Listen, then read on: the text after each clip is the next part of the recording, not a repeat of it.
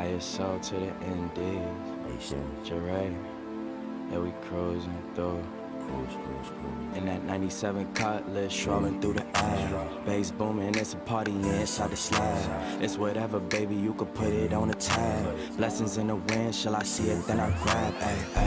Probably with the set, making bangers. Spare time, we be riding swingers. Pushing on them gears, pushing on them gears. Out here, and we swinging. Watch for the scanners, watch for the scammers. We be setting standards, we be setting standards. Only going forward, ain't no going backwards. Anytime we in the booth, it's a fire hazard. Put some datings on it, now they hating on it. Supreme clientele, they was waiting on it. Pontiac, Firebird flying on them. I got a need for speed, I'm a Florida on them. Gran Turismo, running game on them. This is custom kitted, whip the pain on them. Forza Motorsport, change lanes on them. Twist the metal gang, throw the flame on them. Hey, probably with the set, making bangers. Spare time, we be riding swingers. Pushing on them gears, pushing on them gears. Out here, and we swinging. Watch for the scanners, watch for the scammers. We be setting standards, we be setting standards. Only going forward, ain't no going backwards.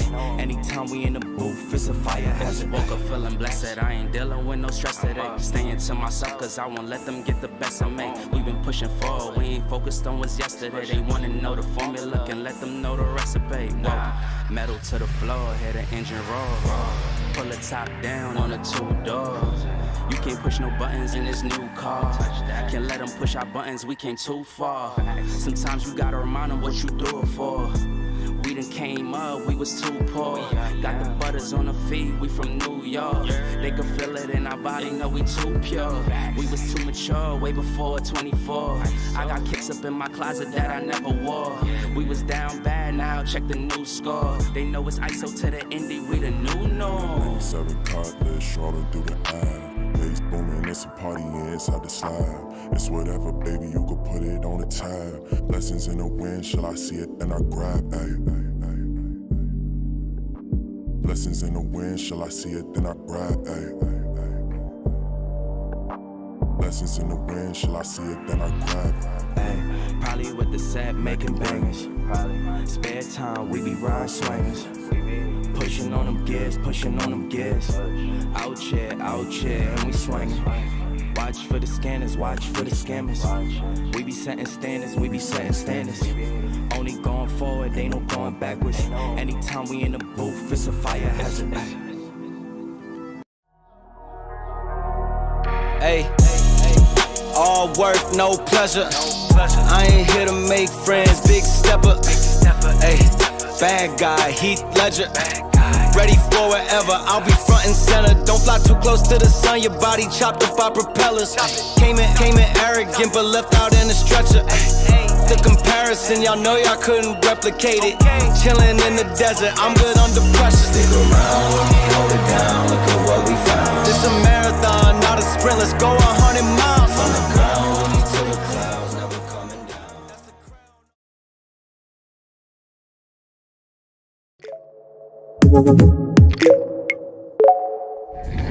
Welcome to the official podcast of PHP Architect. Join us to listen to the latest news and tech talk from our conferences, the magazine, and wider PHP community.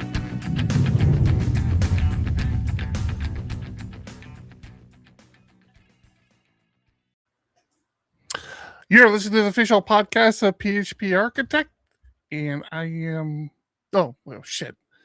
This is episode 2025, episode 12. 2025.12.11. I'm going to get it. There's nobody here to give me shit, so it might take a little time. I am your host, Eric Van Johnson, and with me, as always, is my good friend, Sarah Goldman. What's up? Coming to you live and direct from UTC land in Lisbon, Portugal tonight. What's up? Hey, we'll have to talk about that. We'll touch on that a little bit. Yeah. Each week we talk about PHP and web development, what's happening in the ecosystem, and what's new with the tools that we use, and the just general day-to-day life of being a full-time developer. We also keep you updated on all the stuff PHP Architect, the magazine, the books, the swag, the conference, and everything else we got going on. We record every Thursday around 3 p.m. Pacific time. That is 3 p.m. Pacific time, John! And we're glad that you're here. Show's made a little better thanks to our partners over at Honeybadger. Honeybadger helps you deploy with confidence and be your team's DevOps hero by combining error, uptime, and performance monitoring in one simple platform. Be the hero your team needs. Suit up at honeybadger.io. We'll talk about them a little later. If you're listening to the audio podcast and you're not joining us live, you should consider it. You can join us live over on our YouTube channel at youtube.com/PHPArch. And the cool thing about joining us live is you can be part of the show. I mean, like literally part of the show. Look at this. And if you're not actively joining the show right now, you might be surprised what the hell happened to John. By joining us in our Discord channel, discord.phparch.com. Thank you. I think that's it. That's all I'm doing. This today. Sarah, how you doing? Why are you here, Sarah? What's going on? Well, apparently John couldn't bother showing up for work today. I think you need to have a talk with your, let's just say subordinate, since he's not here to defend himself. That's right. He is not here to defend himself. We're gonna just spill all the tea today. All the tea. No, tea is like a couple of countries up to the north. This is the land. What are you doing in Portugal? Sardines, apparently. What am I doing in Portugal? I'm moving here, man. You know this. What? I know. I'm leading. I'm like giving the people something. I'm acting like I don't know. What had you settle in Portugal? Like, there's a lot of other countries out there. I know people in Portugal. My retirement fund will go pretty far here. It is in the one true time zone. Oh, there you go. Maybe John needs to move to Portugal. Maybe he'll remember when to be here. What time is it for you right now? It's just about gone 11, which is why I'm soaking wet. I was literally naked in the bath when you said jump into Restream. So I'm like, sure, let's go. I'm not sure I needed that image in my head, but it's there now. Thank you very much. Hey, we all come into this world absolutely naked, and God willing, that's how we go out. I also ripped out my infusion set getting out of the bath, so if I'm messing with medical things, that's what's going on.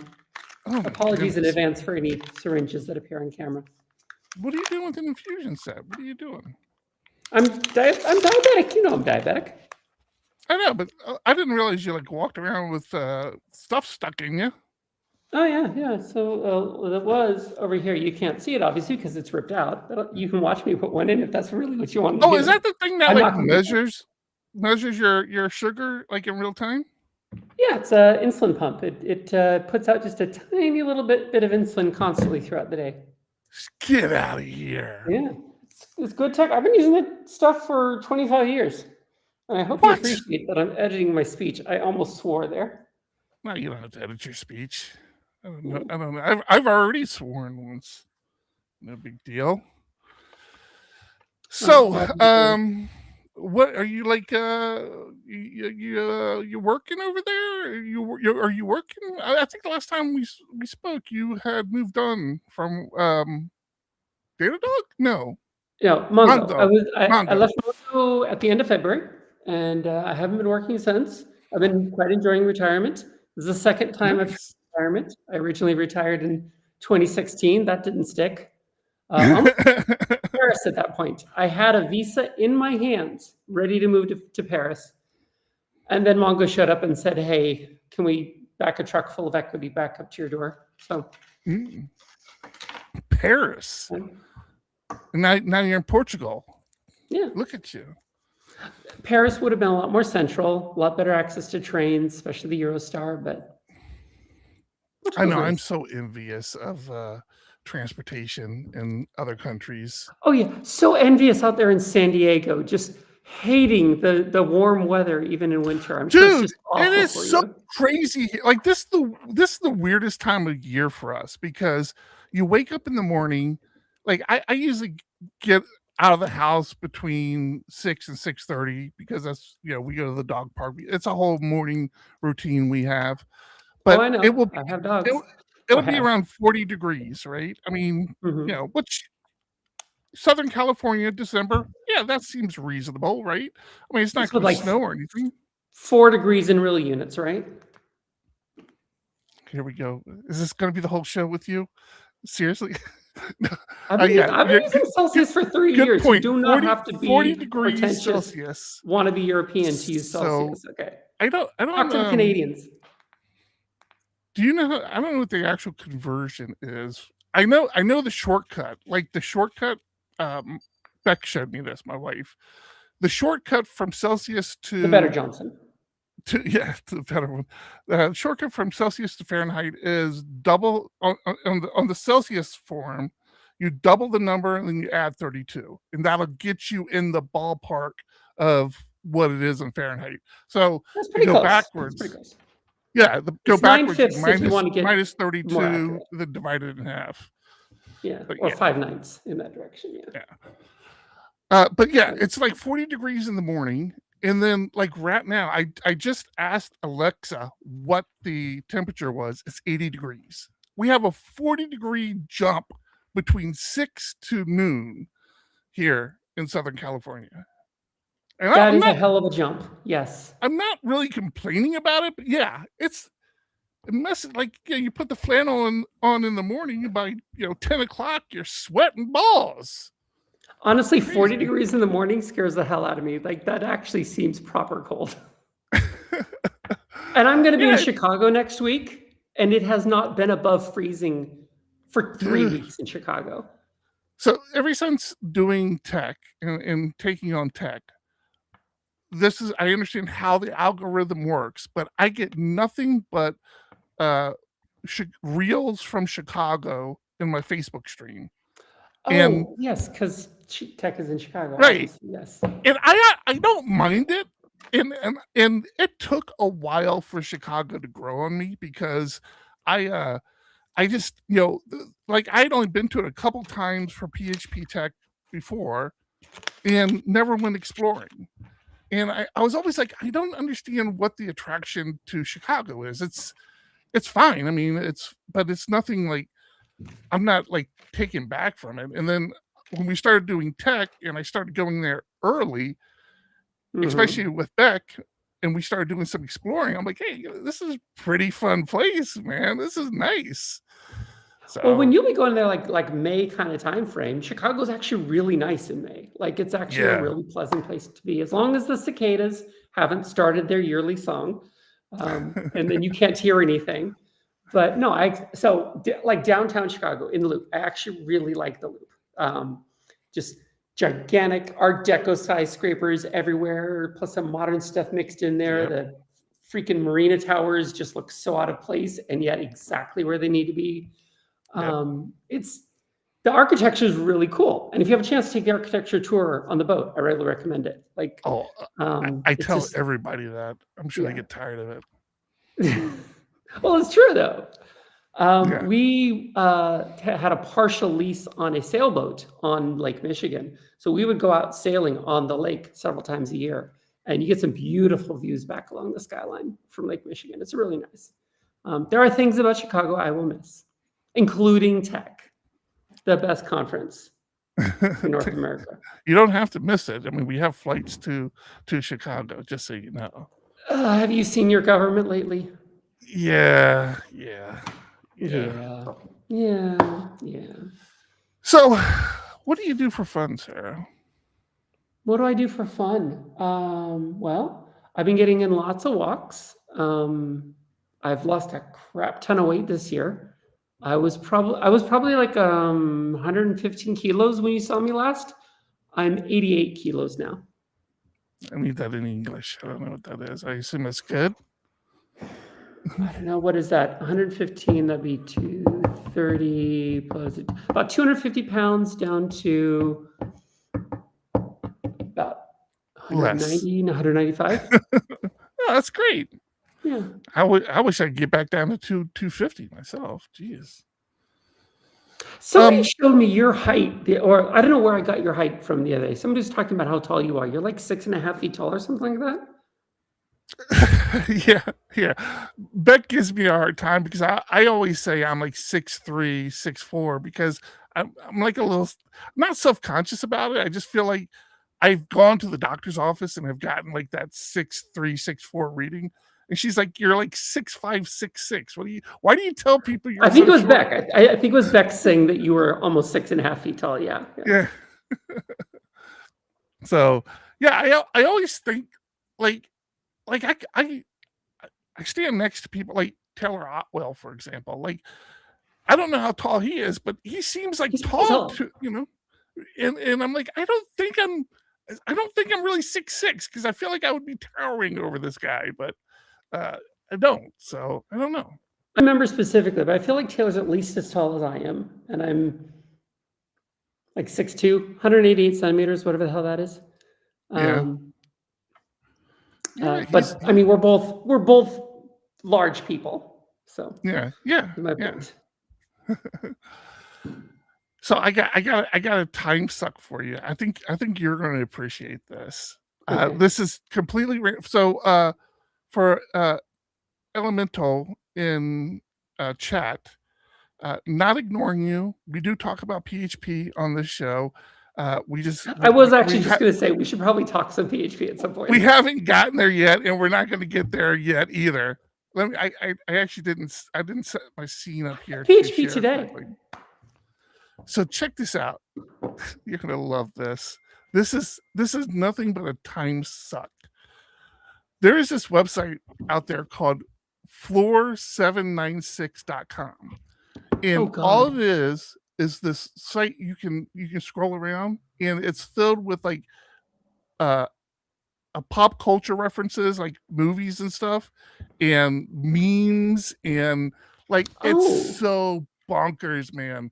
Like there's just so much to explore. You just keep walking around, and this is from the remake of or not the remake, the Sylvester Stallone. He was Frozen. Demolition Man. Yeah. So like if you click on it, it will actually show you Judge Dredd. Judge Dredd is what it is. Okay. Yeah, you said Frozen, it'll actually show you what it's referencing. And I'm like, oh yeah, that's cool. It's just Ghost in the Shell. Oh, look at that. Obviously, this is hackers over here. So yeah, Hack to get I spent way too much time on this. Hitchhiker's Guide. I know that one. Yeah. It's floor 79 something. Yeah. There's a Venom. What's Earthworm Jim or something? Is that his name? Earthworm Jim? Oh god, we're in trouble.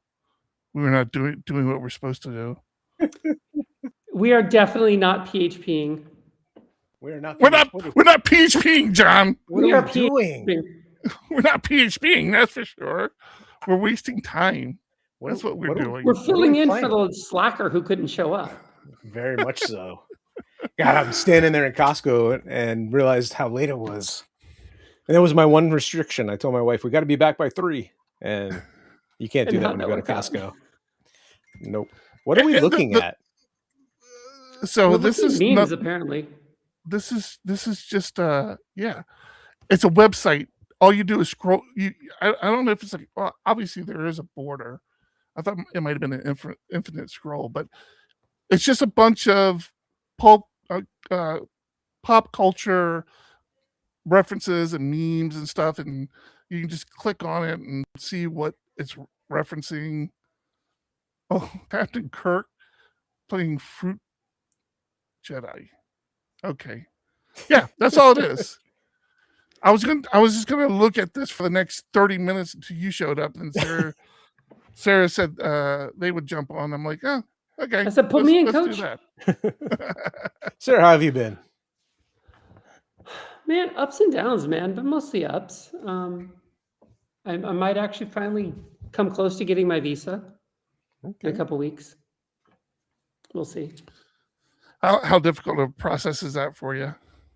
It's not even that it's hard, dude. It's just It took me 4 months just to schedule an interview for 3 months further down. That's the problem. So the funny thing is, I'm starting to schedule travel for PHP Tech speakers. And one of our speakers asked us if we would cover visa fees. And I was like, I'm open to talking about it, but I've never been asked that in my life. And when she told me how much it cost, John, I'm going to go over to has ESTA gotten more expensive? PHP Tech website. If it's working, John. Let me see. I didn't break it. You broke it. You broke it. Go ahead. Finish your story, John. Since the site did come up. Thank you, Joe. Yeah. I don't know if it's just from their specific country, but they're talking almost $700 US dollars. Okay, last I looked at ESTA, and granted, I have not looked at ESTA because I have a US passport, obviously, but it was $35 tops. I agree. That seems crazy high. Yeah. I don't know the difference. They were talking about an HB1. I don't even know the difference. That's an employment visa. We're not hiring them. Yeah. Okay. I'm glad I talked to you guys before we did anything here. Yeah, no, H-1B is an employment visa. That's not what you would need to get for them. Okay. Yeah. I mean, we do this enough. I mean, we can just ask our UK buddies, how much theirs is. Yeah, I did they haven't responded, or I've been gone and haven't seen it. Nobody will find out. PSA. Nobody respects for Americans who want to go to Europe. They're going to start enforcing reciprocal visa programs now, and you're actually going to have to get your ETIAS to go to Europe. Really? Soon. Yes. Yeah. It's only $10, $20, but you need to do it in advance. Is the problem? It was supposed to be implemented somewhere between last year and this year, and they've just kind of been dropping the ball. But it's kind of like Real ID. Eventually, they're going to start asking for it. Yeah, our buddies over here in DC really want to give us a hard time for tech. I don't know if you saw this, Eric, but they're trying to pass, I don't know if it's legislation, but they're trying to make it where in order to get your ESTA, is that right? ESTA? ESTA is for coming to the US, yeah. Right. They will need your last 5 years of social media accounts. Yeah. Your last 10 years of email addresses that you've used, your last 10 years of phone numbers that you've used. It sounds like it's going to be an absolute nightmare. Mm-hmm. Now, why is it I'm emigrating again? I can't remember. So speaking of tech, you know me, I can't keep a secret. Now, this is not a spoiler. I'm not going to spoil anything. But, every year we do a new elephant for tech. And obviously I can't spoil what the new elephant looks like. But aren't these the most adorable elephants you've ever seen? Look at these guys. Look how cute these guys are. I mean, they are cute, but... That's not the elephant. Okay. No, this is not the elephant. Actually, I saw this is actually the official Mastodon elephant. Okay, that makes more sense. Yeah. I'm like, they had it in orange. How do I not get the orange? And then of course the orange needs a friend. So you get two little elephants. So you got Thanks Archie, for spoiling PHP, it, John. So that's got to be Archeo for Mastodon, since Mastodon is like old elephants, so it's archaeology. It's Archeo. Archie. I don't know. We do have the elephant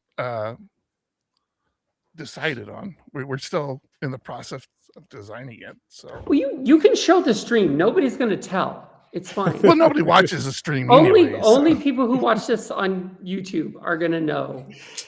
So we're that's right. All you audio listeners, you didn't get to see my little plushy elephants. Yeah.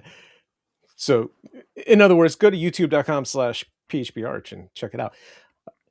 We're still waiting for there's the our elephant prototype. Now. Audio listeners should take a look at that elephant that just came up. As I'm saying, we're still waiting to get our prototype. I mean, those drawings of the prototype. Yep. So plans are being made. Things are happening. We're moving forward with tech. I got a question for you, Sarah. Because I know where John is on this. Where are you with? Actually, no. Let's not talk about that. Where are you with autonomous vehicles, Sarah? Would you ever get into autonomous vehicles? Autonomous vehicle? I have not gotten into one yet. If the opportunity comes up, if I call for one and it shows up and it's like a Waymo or something, I'll give it a try. They haven't killed too many people.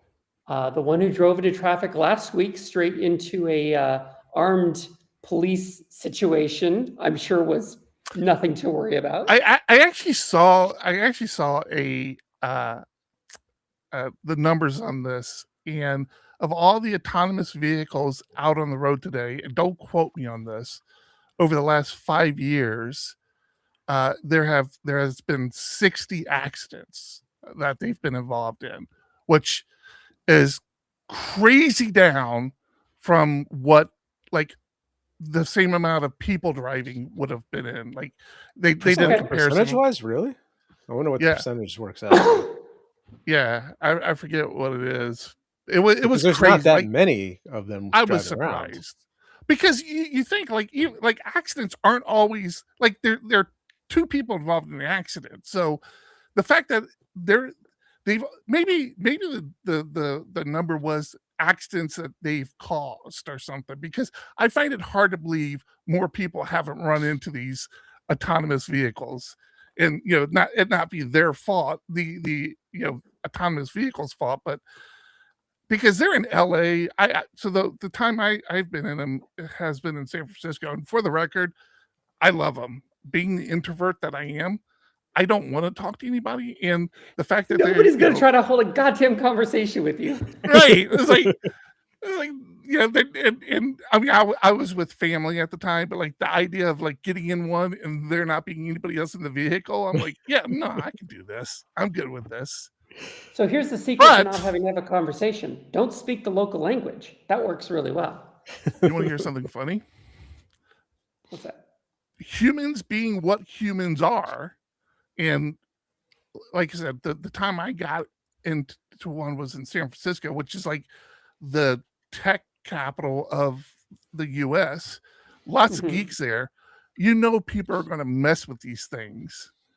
Oh, so yeah. About 50 people one day decided that they're going to go down a dead-end street and order a bunch of Waymos. I heard about this. Just caused this gridlock down this dead-end street. It was hysterical, man. I saw this. I'm like, oh, this is perfect. The badder side of this is when they were recently having in LA, when they were having the ICE issues.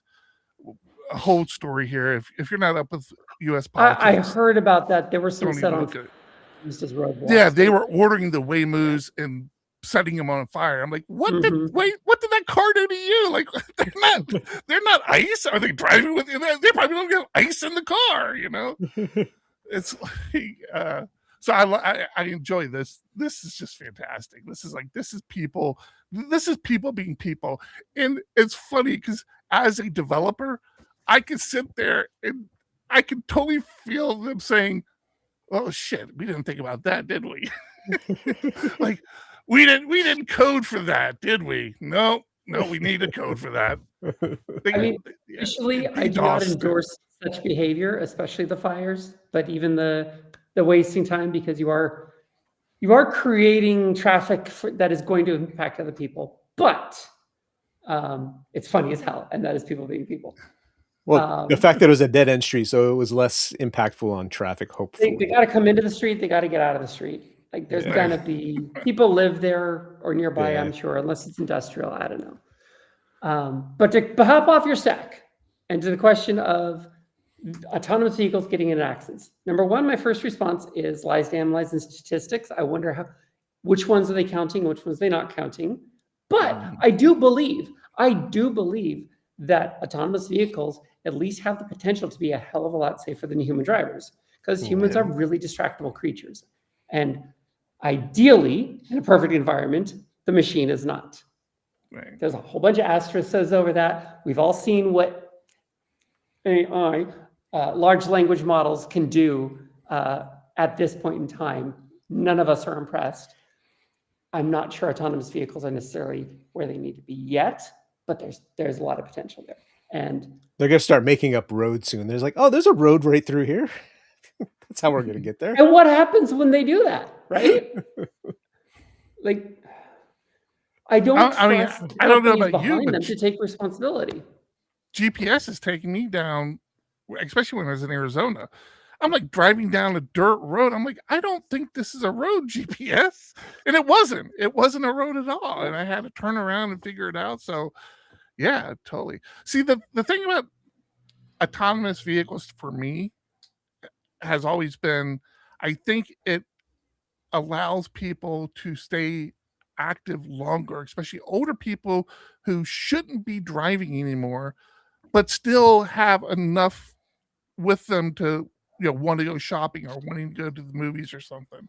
The idea of like my mom being able to go to a movie and her not having to worry about driving is very appealing to me. And I hope to get there someday. Like I enjoy driving, but I know my wife doesn't. Beck doesn't like driving, and Me neither.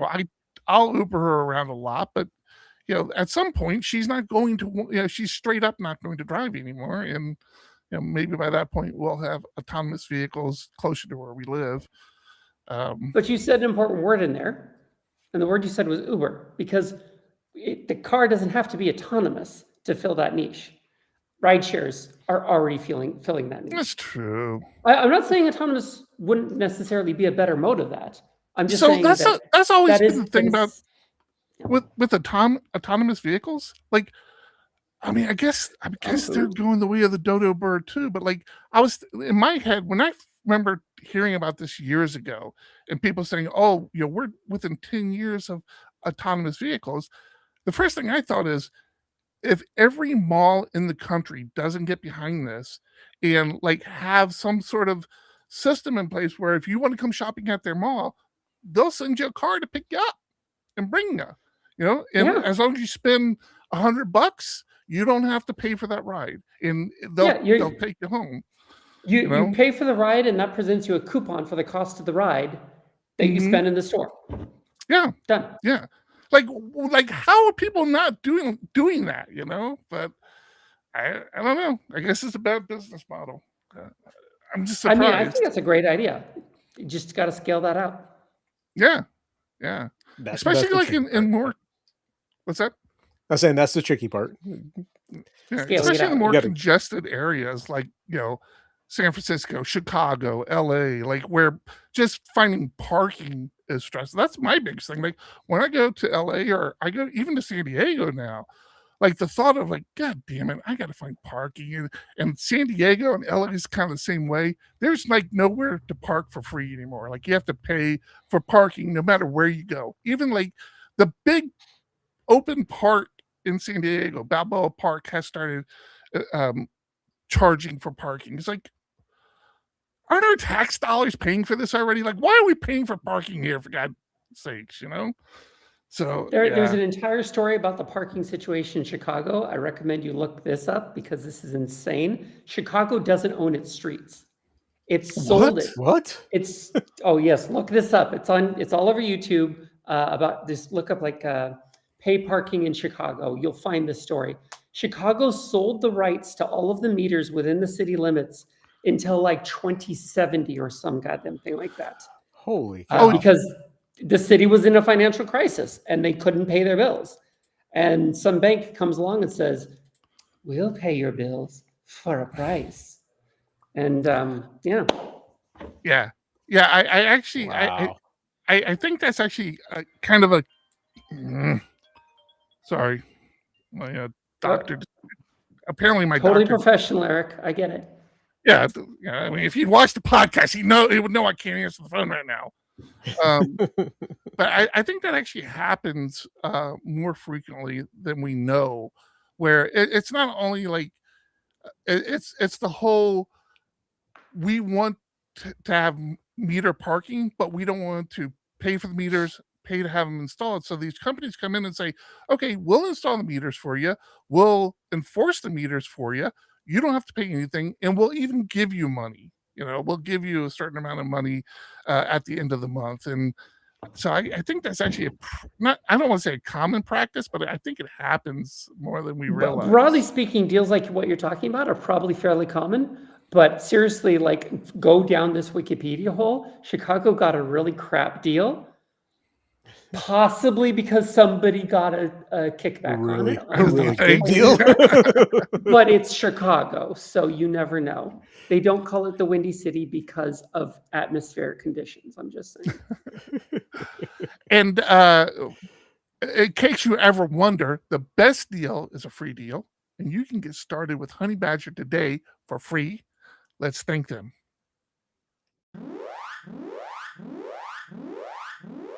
When your app breaks in production, you want to quickly understand and fix it, not sift through logs for the next hour. That's where Honeybadger comes in. Honeybadger notifies you of errors, outages, and performance issues as they occur and helps you respond instantly when your systems go down. When you need to dig deeper, Honeybadger's advanced query engine helps you reach into your logs and grab just the information you need. With error tracking, performance and uptime monitoring, log management, and support for over 10 languages, Honeybadger is the best tool to gain real-time insights into your application's health and performance. Best of all, it's free to get started, and setup takes less than 5 minutes. Be sure to bookmark honeybadger.io. That's www.honeybadger.io.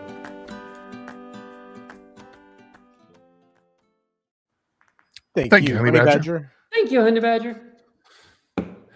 That was a little late getting that one. I apologize, everybody, but we need to like play it at the beginning of the show or something, just so we can get it out of the way and not have to worry about it. Probably. I thought that was a perfect segue. I don't know what you're talking about. You like the segue? Yeah, it was smooth. So smooth, so natural. Duck Nizzle asked in Discord about my son's chess tournament he was in last week, last Thursday, and out of 32 kids, he came in 4th place. Not bad. Hey, that's really not bad. It was run in the chess master didn't really like the way they had to do the running. They didn't have enough clocks, so there were 16 games going on at the same time. So they did basically a 10-minute game, and if you didn't checkmate within 10 minutes, you were just decided who won by material. So if I captured more of your pieces by points, I won based on that number of points. Pawns are worth 1, knights and bishops are worth 3, rooks are 5, or something like that. Yep, and queen is 9. So my son won 2 games that way, and he checkmated in 1 game. So he got enough points that he moved on to final 4, and then they actually used a clock, and he came in 4th. I was very proud of him. Watching him play was amazing, but the kids who he played against were really good. Yeah, really good. I am in awe of people who actually like play chess well. Like, I know the rules, I can move the pieces, but like, it's pure luck if I win a game. Yeah, so John and I did it for a brief moment. John still plays. I have issues with chess. Like, I have issues just in general. Like, I get obsessive about how, especially competitive things. Like, when I'm competing or I feel like I'm competing, like, I feel like I have to learn all the angles and all the strategies, and it's not just like chess, it's like everything I do. Like, I feel like I have to learn all the angles and all the strategies, and I struggle with that with chess because there's so many strategies, and my brain can't process it. And John's just like, well, don't worry about it, just start moving pieces. I'm like, you don't understand, I can't just move pieces. Like, it bothers me that I don't understand the strategies, and I will get really heavy where I will learn like 3 or not even 3 or 4, like 1 or 2 like openings, and I'll learn them like pretty deep in, and then if I do that and I get even if I get past to where I can't play the opening anymore, by that time I have enough pieces have moved where I can start strategizing, right? I can start, okay, I understand what we're supposed, you need to try to, take here, and like I can start strategizing at that point. But I just can't, I get like paralysis trying to start the game because I have to understand moves. And So if I'm not making someone the can first knock you move, out of it just by making an odd move that doesn't follow your opening. 100% they could, yeah. Well, what's worse is if the person I'm playing opens and they're not playing a strategy, I'm like, yeah, I don't know what I'm supposed to do here. Like, I don't know what to move, Well, like the thing It's is horrible. like you were saying, John says, oh, well, just play, let it flow. But like I have seen people like that I'm playing against reach across and say, good game. I'm like, what are you talking about? Well, like I'm going to win in 12 moves. And I'm like, you don't know what I'm going to play. And they're like, yeah, I do. I'm going to go here. You're going to go there. I'm going to go here. You're going to go there. And then it's 12 moves later, and then I've lost. Yep. And there are times where things are forced and you have no choice. I did that with John because I was the same way. But I was on the other side of it. I'm like, I can't win this game. Like, no matter what move I make, he's won. And I think I even said something to John at the time. I'm like, well, the game is pretty much over. I can't win.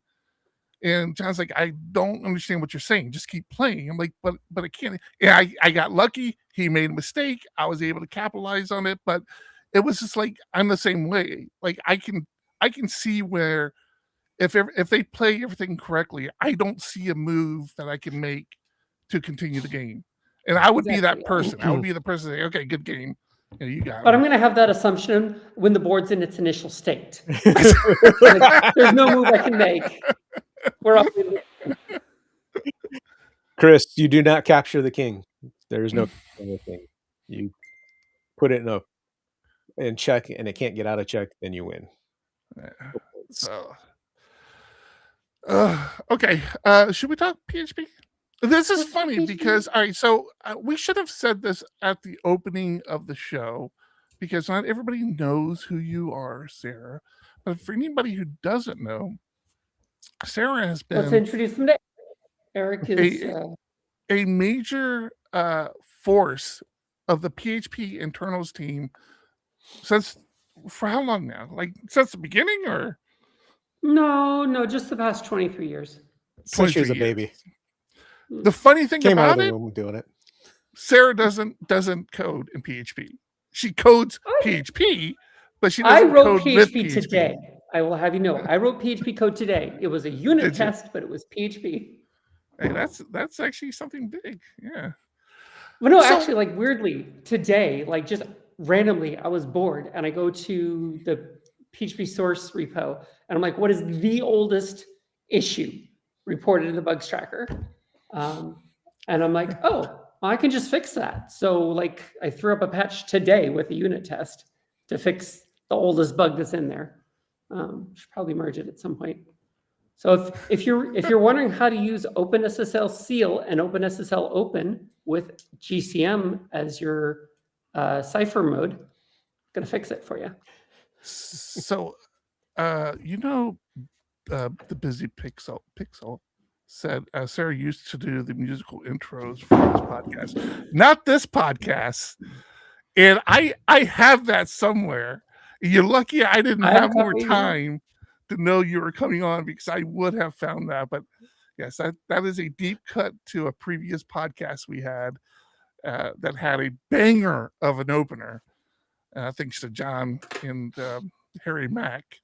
And then Sarah did a live version of it at Tech one year, which was fantastic as well, I might add. It was awesome.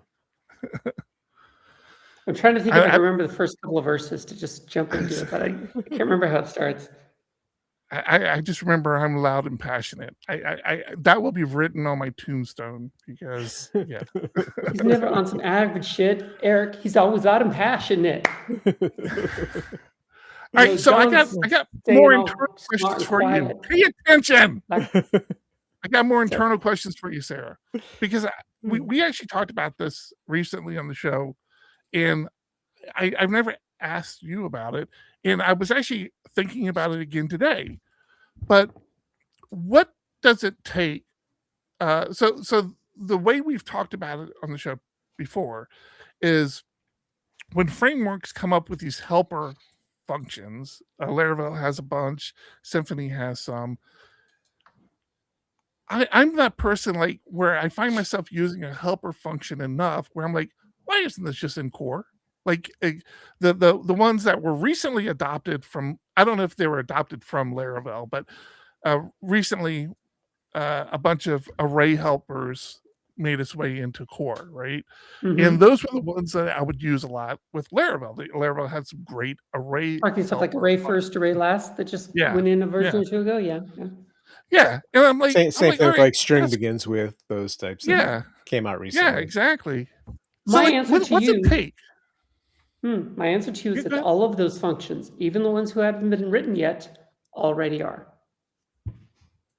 And they're in PHP through the preload directive. If you like something enough, throw it in preload, and it'll be in every request. You don't have to include it. And I know that's not the same thing, but it becomes available when you start a PHP. Do you not know the preload Talk directive? slower. Preload? What's a preload directive? Eric, PHP has an INI, and when it loves an include file very much, it can load it up on startup automatically. What? Yeah, but that's not making it part of core. That's like back in the day when we always it is a function that is always available, is it not? Is it written in PHP? It's written in PHP, yeah. It's like when you put includes function.php. We used to do that all the time. You can have an INI directive that includes that automatically for you. But what he's saying is what's it take to get these functions into core versus... I know what he's asking, but my question back is, what is the material difference from saying, I definitely want these functions always available because they're awesome and I use them all the time, so I'm going to bring them in through preloading, versus I want all of these functions baked into the language so that fixing them needs a new release. That's the only reason to do it would be performance, right? Performance is not quite as straightforward as you think it is. Like, yes, you can translate these into C, and for the ones that are very compute intensive, things like, string manipulation things where you're making massive strings and editing it in place. Yeah, C could probably do those a lot better. But for the majority of the things that actually happen in PHP, if you write it in PHP and then it gets JITted, your PHP code that calls that doesn't have to go through the translation layer between PHP and C and then from C back into PHP, because registers have to get saved. There's a whole bunch of layer 2 cache breaking nonsense that makes internal functions not as performant as user space functions in certain circumstances when JITted. And there's a lot of asterisks on that, but my point is, perf is not a simple question of C better than PHP, period. Interesting. Just moving too much. Let me expand on that a little bit, because like the one that gets me the most is Carbon. Like, I will never not use Carbon. Carbon is like the perfect implementation of time management in PHP for me, for my opinion. It's just my opinion. I would love for Carbon to be baked into PHP and for PHP internals to say, okay, let's rethink what we're doing and let's look at Carbon's example of how they did things and let's add it. I would love that. Realize that would probably never happen. Is Carbon something I could preload? Like, can I preload a whole package? Yeah. Yes. What? So the way the preload directive works is the preload directive is the name of a single PHP file that you would like to run on server startup. Not on request startup, on server startup. So that PHP file runs. It has a few restrictions on it. One is you can't provide any output because there's nowhere for the output to go. Okay. That might be the only actual significant impact. You can't make persistent connections, I think is the other one. But temporary connections you can make.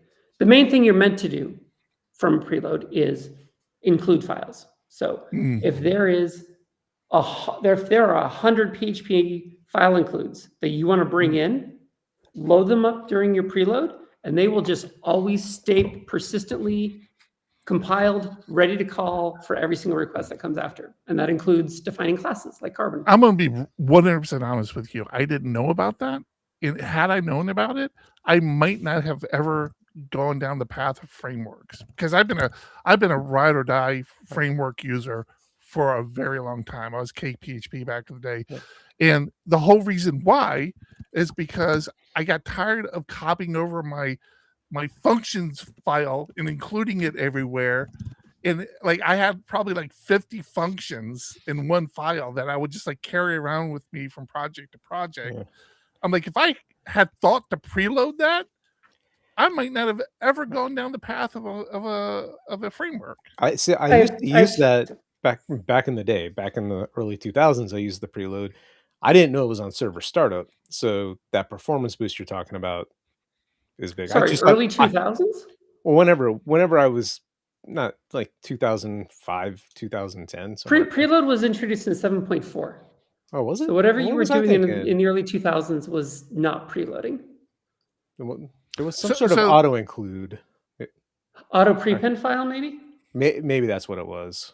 Auto prepend file is the sucky, not great version of preload.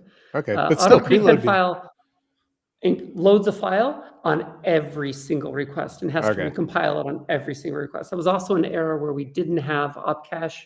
We didn't have any kind of compile optimizations. Like looking at how auto prepend file works for you and comparing that to preload is not even a fair comparison. No, they are in different categories. That probably explains why I didn't know about it, because by PHP 7, I was in frameworks. I had my own, way of doing things. It's good. It's still good to know. Like I should really, like I said, if I could get Carbon always available to me. So that means it's also available for command line stuff as well, right? Sure. Yeah. Because it's loaded. It's not as effective for command line stuff because command line stuff is a single request, one and done. So, I mean, you could just include your preload.php from your script. And it's the same difference. Yeah. But what I'm going to say is, I think the subject of frameworks is kind of orthogonal to preloading, because you can preload a whole framework. You can preload every single class across all of Laravel and then define your specific app controllers or whatever, however you use Laravel. I don't know how to use Laravel. That can be your request specific stuff. Or even just the entry point can be request specific stuff. You can have your entire app in preload if you want. That's fascinating. So why are we not doing that? I might be oversimplifying this, but like, why wouldn't you, in that case, that scenario, why wouldn't you preload your app for your production deployments? Well, wouldn't that be the same as using opcache? Like, as we load things, so it's not there on the first few requests, but as you start loading your files, eventually you have them all kind of cached. So there's a way it's slightly better and a way it's slightly worse. The way it's slightly better is that you don't have to go and check the disk, see if inodes have changed, or look it up in a hash table to then copy it freshly in. So in that way, preloading is a little bit better. But there is a little bit of trampolining where at the beginning of the request, whatever's in your preload does actually, some small piece of it does have to get copied into request, including some pieces you're not going to use. So it is also a little bit worse. So I'm not going to try and pretend it's a panacea, but like you should at least be aware that it exists and be able to kind of stress test what works better in your specific work situation. That is also PSR4 works really good for this. What's that? PSR4 for auto loading. PSR. General. Well, that was my question when you were talking about preloading. I'm like, well, can I just like auto load the package and preload? But I think you kind of answered that for me, right? I mean, there are two things that probably should work together to some degree. You preload the things that you know are going to be important every single request, and then you auto load the things that are a little bit more situational. Got it. I just included a link to PHP, the preloading manual. It's part of Opcache, right? Yeah. Yeah, I think it's Opcache.preload. Yeah, Opcache.preload. Yeah, but Opcache is built in, so it's just there.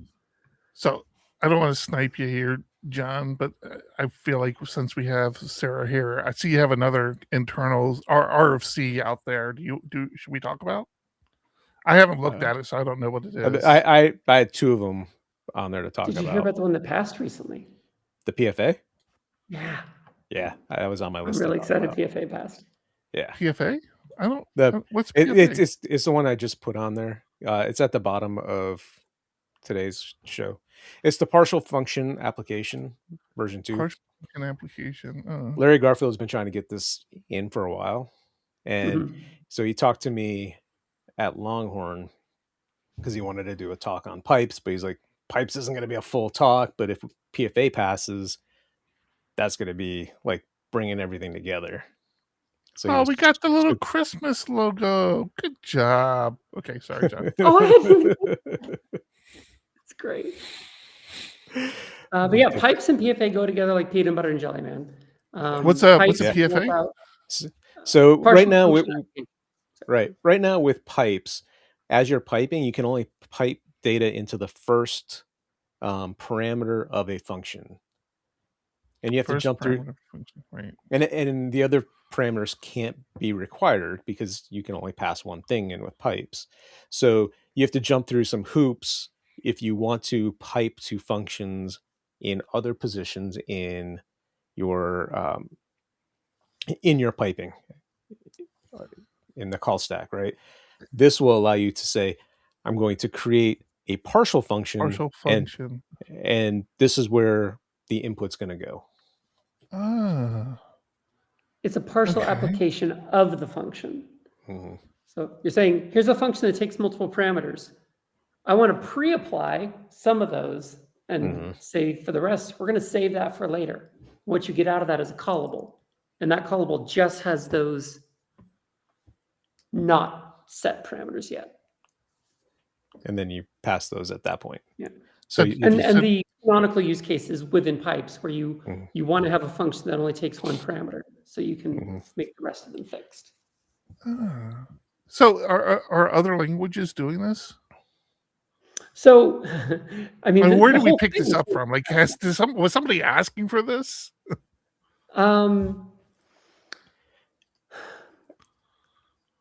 I will. So yes, in that I was asking for it and Larry was asking for it. It is something that I originally started trying to bring from Hackling when I was still at Facebook, because Facebook was asking for it and they got it into the form of Hackling's implementation. It does exist in some other languages. We had some references in V1 of the RFC. I don't remember what they are off the top of my head, but I think Elixir has them, a few others. It is at the end of the day like syntactic sugar for a Lambda whose only purpose is to call a different function. So it's not doing anything incredible, but it can make the code a lot more readable. I will say that. Right. The way to get around it currently is creating a inline function within your pipe that takes that and then puts it in the right place, and then you're putting those other parameters there. Right at the top is that string replace example, Eric. Yeah, I was. So this has been approved then. It passed unanimously. Okay.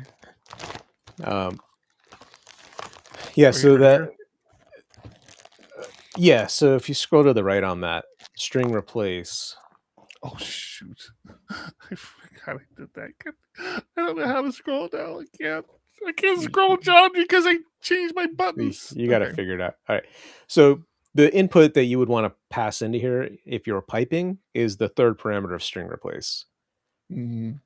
So right now, to get around it, you're creating an anonymous function or an inline function that takes the one parameter and puts it into the third parameter of string replace. The PFA allows you to change that, and you can use a question mark or a ... right? I think in here you could use either or. I believe the question mark is for a single parameter, and the ... is for just it's a variadic splat, so it's just any more parameters go here. Gotcha. Yeah.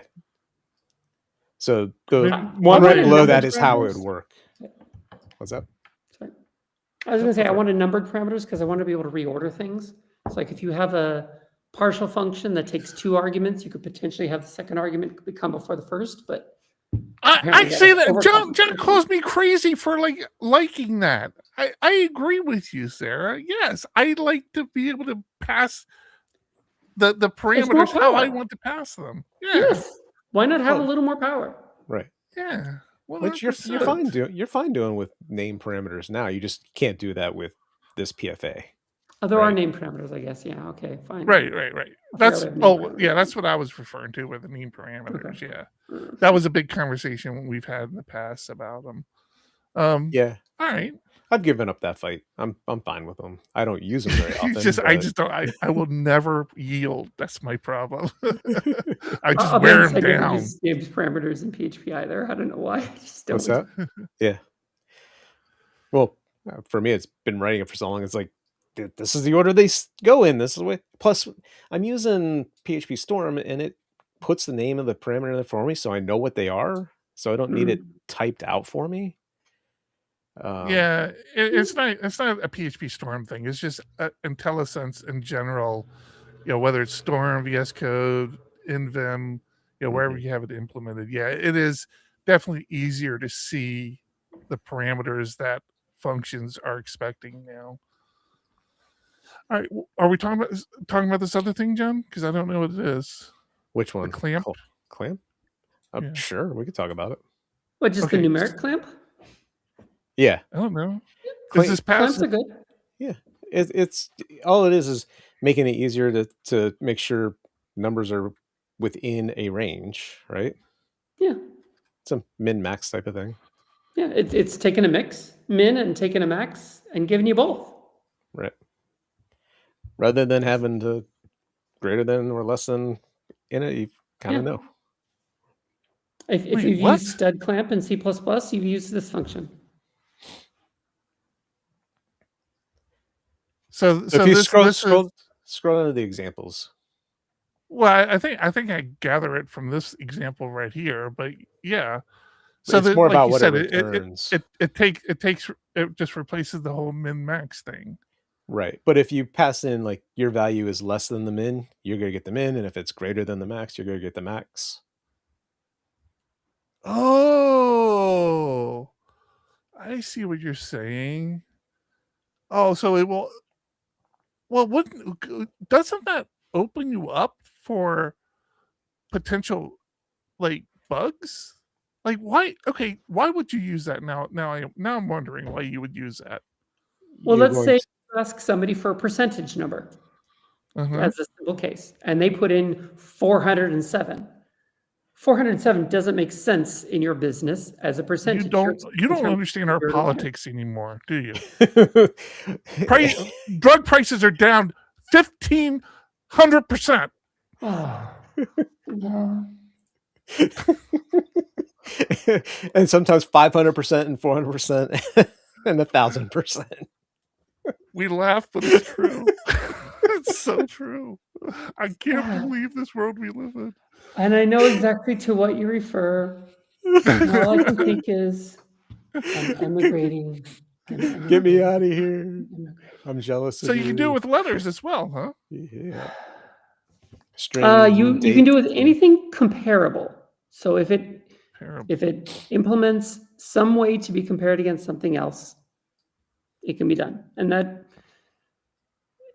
is true for objects as well. Not for user space objects, because we still haven't given you operator overloading, and I don't know why. But internal classes can do it. So okay, not to challenge you on this. Okay, this is the whole I have problems letting things go conversation.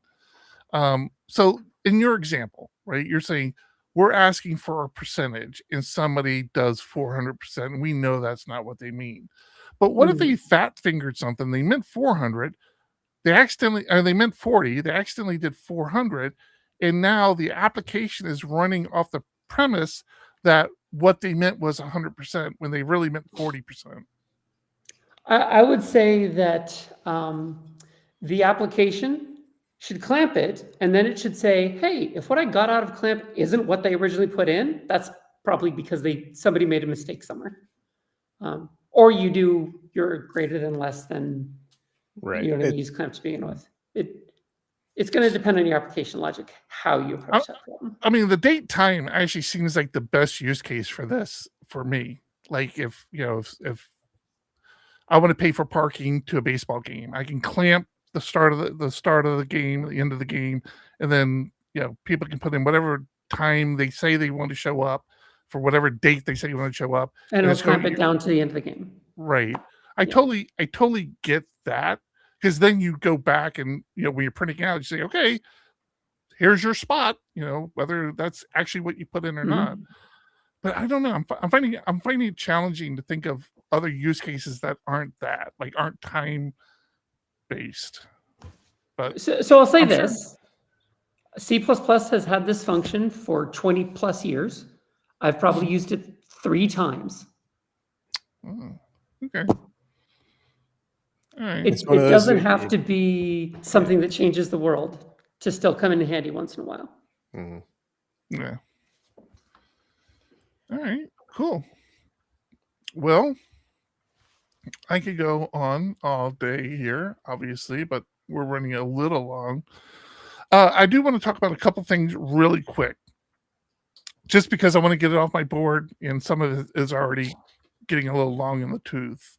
I'm not sure if you're familiar, Sarah, but native PHP allows you to write mobile apps now. Native PHP Mobile allows you to write mobile apps now with PHP.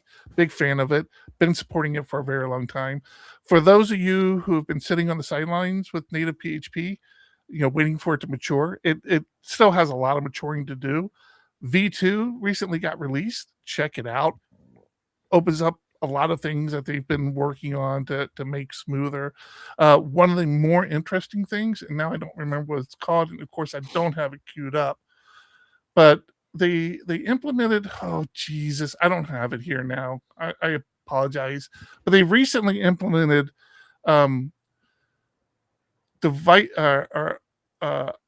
mobile OS specific GUIs. So basically, you create your blade templates like you would create a blade template. I don't know why I'm still sharing that. You create your blade templates like you used to create your blade templates. And we actually had this conversation with our local mobile developer, because he was like, oh, well, I can use this in conjunction with the framework I'm currently using, because that has all the mobile UIs that people are used to. Like when you work with mobile, you learn that the people using your app are very used and comfortable with UI interfaces. Your buttons look a certain way, and that's just how they know how to do things. Now, I think it's called Edge. Maybe not Edge. I feel like it's Edge. But now in native PHP, you create your blade template, and then native PHP figures out the mobile OS specific version of like a button that you created, and makes it available for you in your application. So this targets like iOS or Android or BlackBerry or whatever. BlackBerry. Yeah. It is Edge, Element Definition and Generation Engine. Oh, it is called Edge. Thanks for looking that up, John. Throw that link in the Trello board. I should have put that in there as well. Did you answer your question at the start? I've heard of this. I have not touched it yet, so I don't know. It's very cool. I mean, it's very dangerous, because now mobile development is approachable to me, or at least I think it is. And oh shit! You thought I could break servers? Wait till I brick your phone. I will write that bad of a code. Did you ever use PHP GTK? When that was a thing? Yes. I tried. I couldn't get my head around it. But it's a similar concept, right? It's using PHP similar very similar concept. A GUI interface, just on desktop instead of mobile. Yeah. Yeah, and native PHP. That's how native PHP got started. It was creating PHP Electron apps for the desktop. Yeah. and then somebody was like, "Oh, let's expand on this." And Simon and Shane and there's a third person I never give enough credit to, really kind of jumped on board and started tackling that problem. Okay, so is this then just like a WebKit interface that PHP paints into, or is it like actual native components? Yes. So it is using the WebKit, I guess, browser, but what they did, if I'm remembering this correctly, is they compiled PHP to run on mobile. So you don't need a web server; it's running PHP. Yeah, it's just running it, on the local device, and it's serving it up through a web view, essentially, which is like how a lot of apps work now. All these. But because they're JavaScript compiling, they frameworks. have direct access to the APIs and direct access to the hardware. That's the which is big really nice. thing that was always the barrier, right? Like you could always kind of do this, but like you didn't have access to the native camera, or you didn't have access to, the vibration of the phone. And now with native PHP mobile, you do. So I saw a little demo they posted, I think, on LinkedIn, where they're actually hitting an LLM with the live camera, and like there's an 80% chance there's a person within this, or 90% there's a couch. It was really, I don't know. Yeah. You've piqued my curiosity, because now I want to know, like, are they exposing these interfaces inside PHP as you're rendering the content for the web view, or are they exposing these interfaces as JavaScript accessors within the web view? It's within that your PHP generates JavaScript for, or both. Right. Well, I know. I shouldn't say I know because I haven't really used it, but you're using PHP code to access the device. So you're basically on the back end. You do the things, and then any output you do goes to the web view. So, like the camera, you call a native PHP function to access the camera. And that's all you have to do. Like, you don't have to do jump through a bunch of hoops or anything. You just call like this native PHP function to interface with the native whatever mobile thing you're trying to. But then the view of that camera shows somewhere. Is it within the WebKit, or is it like layered on top of it? It's layered on top. So it's the native camera interface that it's not. Yeah. And you take the picture, and then the picture. You have to understand that the camera takes the picture, and then you have to know how to call for that image in your app if you need it. So that's actually you have like a WebSocket to talk to the JavaScript that's in your WebView app that can then say produce an image tag to contain the byte stream or whatever. Yeah, it's crazy cool stuff. I mean, it sounds very cool. I should check it out. Yeah, you should look at it. I think you'd appreciate it. All right, Elemental Magic's card game on Twitch. Join us in Discord, discord.phparch.com. What was that you just said? They messaged on Twitch asking how they can get into Discord. So I was just relaying. Pay attention to Restream Bot. I'm horrible at that. It's in the view. What are you looking at right now? It's literally right there. Okay.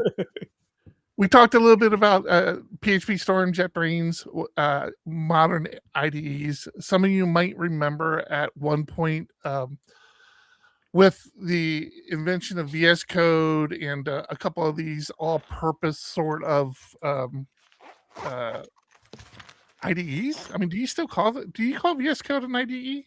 Yeah, I call it an IDE. JetBrains started to dip its toe into coming up with a solution kind of the same way, the same as VS Code, like a one-size-fits-all solution. They called it Fleet. Well, Fleet was a fleeting moment in history. I don't know of a lot of people or any people who actually use Fleet, but if you do, stop, because it's going away the end of this month. Fleet is not on Fleet to do it anymore. So that is going bye-bye for you developers out there who wanted to live on the bleeding edge and try the next big thing that doesn't become a big thing. It happens. It does. Yeah. Okay, John. All right. The other two are yours. Yeah, these two things were shared in Discord, so be part of our Discord, discord.phparch.com. A couple of big security things that came out probably last week. We seem to have missed it last week. Were, I think, a lot of supply chain attacks. Mm-hmm.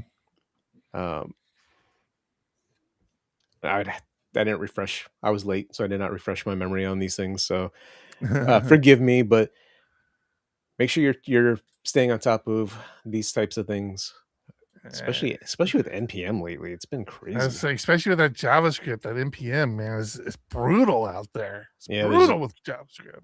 Yeah, the other one was a critical security vulnerability in React server components. That sounds like a big deal. Yeah. There's an unauthenticated remote code execution vulnerability. It's remote code. It's okay. It's remote. You don't have to worry about it. Just kidding. It's probably the worst, right? It's not okay. Yeah. Sounds really bad. That's crazy. All right. Okay. Yeah. I'm trying to check this before I say it, but I think Cloudflare actually managed to crash themselves while patching that RCE in oh, really? The thing you were just talking about. React server? React, thank you. Yeah. That would my be meds fun. have worn off, so my brain's not working right. So this was Cloudflare when they went down was it just last week? Their December 5th outage, weeks yeah. Now, yeah. It was a short outage. It wasn't the big outage. Oh, okay. It was only like 20 minutes or so, but while trying to patch themselves against the React RCE, they brought their own service down, which I thought was hilarious. But do fact check that. I have not fully fact checked that, but I'm thinking of the same one. Cool. No. All right. Yeah. We've gone very long this show. John has a bowling thing. You know, he comes in late. He needs to leave early. He's got bowling, whatever. So we're gonna wrap it up here. Actually, I gotta queue up the stuff so I can remember. Sarah. John's got to get back to Costco. Probably. I feel bad. We got 2 huge cartfuls because I went with my wife getting prepared. We're having some friends over this weekend. Really? And I don't remember that. You don't have little kids. Chill. Eric, your invite got lost in the mail. I am the little kid. You are a little kid. So we went and got 2 cartfuls, and we're driving home. She's like, "Just go in and do your podcast. I'll unload it all." I'm like, "You're a saint." So, did you really do that? Did you make her unload everything? She only cared about the cold stuff. I'm going to go help with all the dry stuff after this. So you are a terrible human being. People don't realize that about you, but I do. So the funny thing about that is I specifically reached out because last week we ended up moving the show up an hour because John had a commitment and I didn't know about it until the last minute, so you had to go in and make some changes. And so today I'm like, John, just making sure we're 100% good to stream at 3:00 today. No problem, I'll be there. Son of a bitch! It's true. It's funny because it's true. And I am your punishment. It was great having you on. Right? Loved logging in and seeing you talking with Eric. It was great.